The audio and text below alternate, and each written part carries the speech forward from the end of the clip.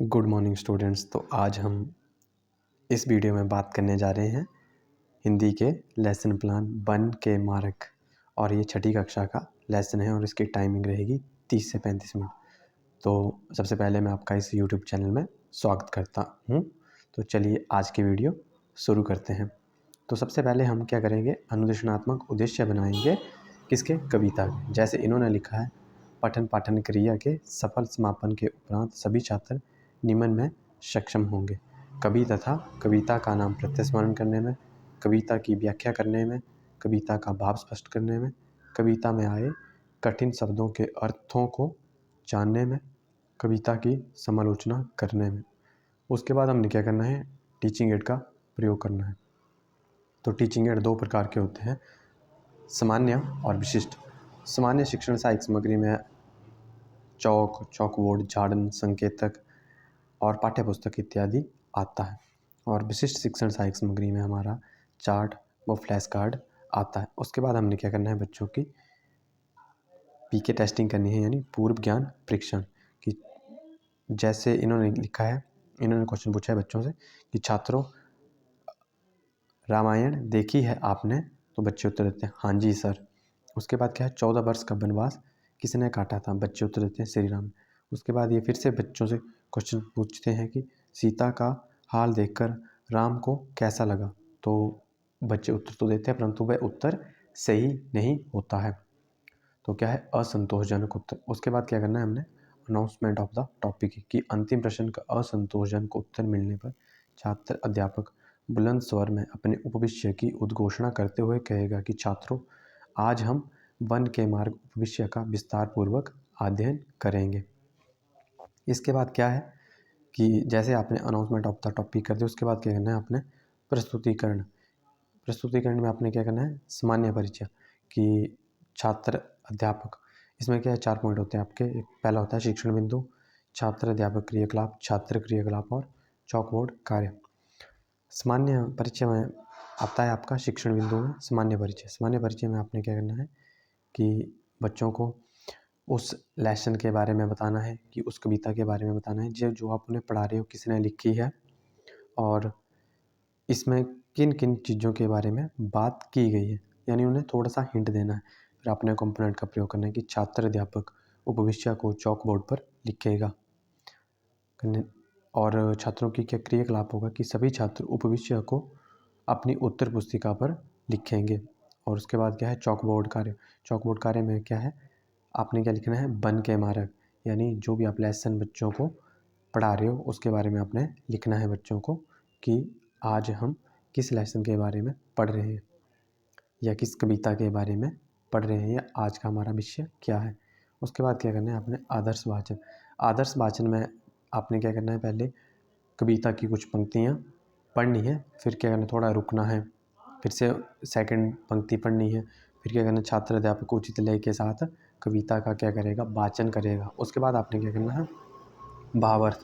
बच्चों को जो भी आपने कविता की पंक्तियाँ पढ़ी हैं उनका क्या करना है, भावार्थ समझाना है कि इस पंक्ति में कवि ने इसके बारे में बात की है, या इस पंक्ति में कवि ने श्री रामचंद्र जी की सीता से जो भी उनकी बातें थी, या किस तरह से उन्होंने धैर्य रखा था।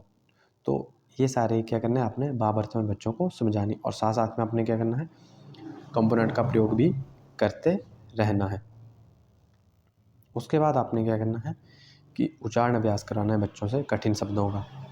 तो जैसे यहाँ पे कठिन शब्द जो लिखे गए हैं उस प्रकार से आप भी कठिन शब्द लिखकर बच्चों से क्या कर सकते हैं, उच्चारण अभ्यास करवा सकते हो।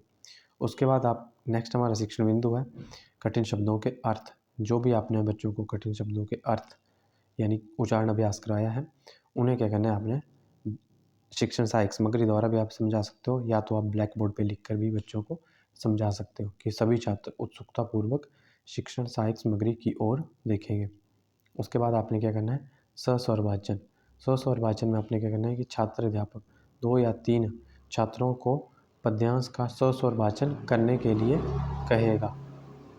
तो बच्चे क्या करेंगे, उसका सस्वर वाचन करेंगे। केशव आप कविता का वाचन करें, और केशव कविता का वाचन करेगा तथा सभी छात्र ध्यानपूर्वक सुनेंगे।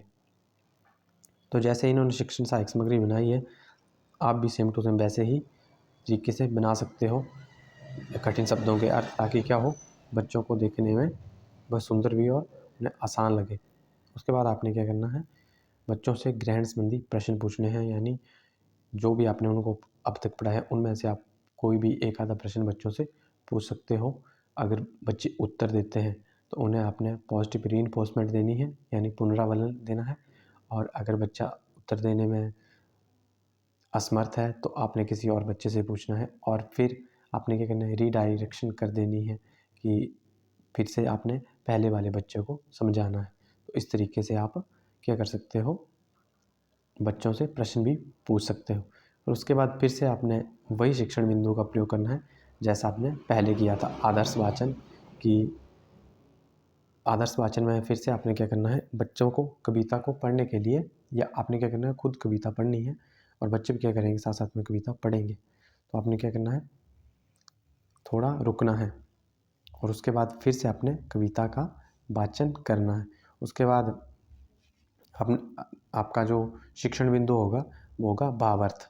भावार्थ में आपने बच्चों को जो भी पंक्तियाँ पढ़ाई हैं सेकंड पैराग्राफ से, या सेकंड जो स्टेंजा होता है, तो उसमें से आपने क्या करना है, बच्चों को भावार्थ समझाना है उसका, और कंपोनेंट का प्रयोग करना है कि छात्र अध्यापक उचित हाव भाव से समझाएगा। उसके बाद क्या है कि जैसे ही आपने भावार्थ समझा रहे हो तो आपने थोड़ी देर बीच बीच में रुककर कंपोनेंट का प्रयोग भी करना है कि छात्र अध्यापक अपनी आवाज़ में परिवर्तन करेगा। उसके बाद क्या है, छात्र अध्यापक, अब जैसे ही आपका भावार्थ खत्म हो जाता है तो आपने लिखना है कि छात्र अध्यापक अपनी वाणी में विराम देगा। और छात्रों की क्या क्रियाकलाप होगी कि सभी छात्र ध्यानपूर्वक सुनेंगे। और चॉकबोर्ड कार्य में जब आप कविता पढ़ा रहे होते हैं तो उसमें आप चॉकबोर्ड कार्य बिल्कुल भी नहीं करते हो, तो चॉकबोर्ड कार्य में आपका खाली ही रहेगा, इसमें आप कुछ भी नहीं लिखोगे। उसके बाद फिर से आपने क्या करना है, कठिन शब्दों के अर्थ बच्चों को बताने हैं, जो भी आपने उन्हें अब तक पढ़ाया है, यानी जो भी कविता पढ़ाई है जहाँ तक, उसमें से फिर से आपने उनको कठिन शब्दों के अर्थ ब्लैक बोर्ड पर लिख के बताने की छात्र चॉक बोर्ड पर कठिन शब्दों के अर्थ को लिखेगा। उसके बाद क्या करना है, आपका नेक्स्ट शिक्षण पॉइंट होगा आपका सस्वर वाचन। सस्वर वाचन का अर्थ है कि आपने बच्चों को कविता पढ़ने के लिए बोलना है, और क्या करेंगे, बच्चे उस कविता को पढ़ेंगे और बाकी बच्चे क्या करेंगे, ध्यानपूर्वक सुनेंगे। या कुछ बच्चे पढ़ते हैं और बाकी क्या करते हैं, जैसे 1 2 3 4 रोल नंबर तक आपने बोला कि आप कविता का सस्वर वाचन करेंगे, तो बाकी जितने भी क्लास में स्टूडेंट होंगे वह क्या करेंगे, ध्यानपूर्वक सुनेंगे या साथ साथ में कविता का अनुकरण करेंगे, यानी साथ साथ में वह पढ़ेंगे। उसके बाद क्या है, आप बच्चों से दोबारा से प्रश्न पूछ सकते हो ग्रहण संबंधी। तो बच्चे ने जैसे उत्तर दिए तो आपने कंपोनेंट का प्रयोग करना है कि शाबाश बैठ जाइए। फिर उसके बाद आपने क्या करना है कि पुनरावृत्ति करनी है अपने टॉपिक की, कि छात्र अध्यापक अपने उपविषय की पुनरावृत्ति करते हुए कहेगा कि छात्रों, आज हमने वन के मार्ग कविता, जिसे कवि तुलसीदास जी ने लिखा है तथा इसमें आए हमने क्या किया, कठिन शब्दों के अर्थों के बारे में विस्तार पूर्वक अध्ययन किया। तो इस प्रकार से आप क्या कर सकते हो, कविता का सारांश भी बच्चों को बता सकते हो, ताकि क्या हो, आप बहुत अच्छे ढंग से पुनरावृत्ति कर सकें। उसके बाद आपने क्या करना है, मूल्यांकन। मूल्यांकन आपका उसी प्रकार से होगा जिस प्रकार से आपने कविता के अनुदेशनात्मक उद्देश्य बनाए हैं, कि कवि तथा कविता का नाम बताइए। इन्होंने उसके आगे लिखा था कि कविता की व्याख्या कीजिए। उससे अगला है कविता का भाव स्पष्ट कीजिए, या इन्होंने मूल्यांकन में उद्देश्य में क्या लिखा था, कविता का भाव स्पष्ट करने में, तो कीजिए, मतलब इसके क्या करने हैं, आपने क्वेश्चन बनाने। फिर क्या, कविता में आए कठिन शब्दों के अर्थों को जानने में और कविता की समालोचना करने में। और उसके बाद क्या करना है, अपने बच्चों को गृह कार्य देना है। तो जिस प्रकार से इन्होंने गृह कार्य दिया है उसी प्रकार से आप भी बच्चों को गृह कार्य दे सकते हो। आई होप आपको वीडियो अच्छी लगी हो। आप इसी प्रकार से लेसन प्लान बना सकते हो। अगर मैं एक एक वाक्य या जो भी इस लेसन प्लान में लिखा गया था उसको अगर बिल्कुल प्रॉपर ढंग से आपको पढ़ के बताता तो वीडियो बहुत लंबी हो जानी थी, 30 और 35 मिनट का ये लेक्चर हो जाना था। तो आपने लेसन प्लान इसी ढंग से बनाना है और इसी ढंग से डिलीवर करना है, ताकि आपको लेसन प्लान बनाने में किसी भी तरह की कोई दिक्कत ना आए और आपकी कक्षा कक्ष की जो प्रक्रिया है वो सुचारू रूप से चलती रहे। तो ये थी आज की वीडियो हमारी हिंदी की लेसन प्लान, जो हमने छठी के लेसन प्लान बन के मारे कविता के बारे में विस्तार पूर्वक से आज पढ़ा। तो आई होप आपको वीडियो अच्छी लगी हो। तो वीडियो को लाइक, शेयर एंड सब्सक्राइब अवश्य कर लें चैनल को, ताकि आपको ऐसी लेसन प्लान से जुड़ी वीडियो मिलती रहे। धन्यवाद छात्रों।